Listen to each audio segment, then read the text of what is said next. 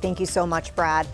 Tonight, the Charlotte Fraternal Order of Police is sounding the alarm after the courts granted bond for a suspect in an apparent road rage incident. Anil Debadine bonding out Friday after allegedly shooting two people on I-485 Wednesday. That followed a dispute on the interstate. Now, the scene caught on a camera from a bystander. And tonight, there are concerns Debadine should have never been released at all. The FOP is pointing the finger at Mecklenburg County, saying it is lax on this issue and violent offenders should not have the option of posting bond. WCNC Charlotte's Austin Walker is joining us live from the Mecklenburg County Courthouse. We know, Austin, this conversation is not a new one.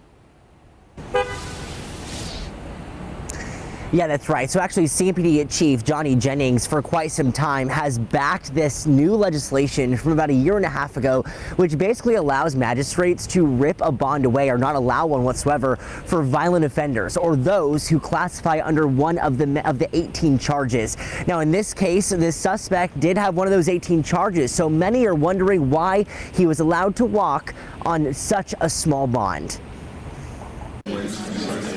Friday, Anil Debadine getting out of the Mecklenburg County Jail on a bond set at $100,000 unsecured, meaning Debadine only had to sign a written statement that he'd appear at his next court date. Police say Debadine shot two people on I-485. This image appears to show him pointing a gun as cars drive by. It's unfortunately is a very common topic that we have. Daniel Redford with the Charlotte Fraternal Order of Police claims violent offenders commonly walk out after pre-trial due to a low or non-existent bond. They're quick to blame the district attorney's office on it, but this is a decision made through the judicial system and through the magistrate's office. According to North Carolina law passed over a year ago, a judge can now determine whether a person can be released on bond if charged of one of 18 charges.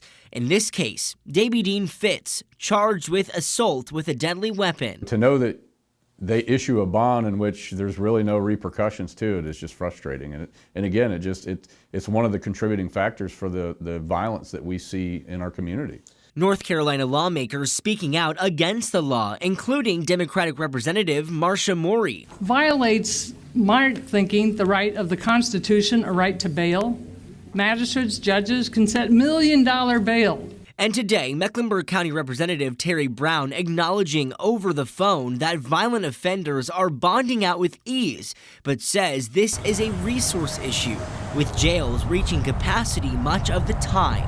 For Redford, it's a problem. You go shoot somebody in Cabarrus County or Gaston County or go to some other county, especially some of the rural areas, you're probably not going to get out of jail, and if you do, it's going to be after a while. That appears to be happening time and time again.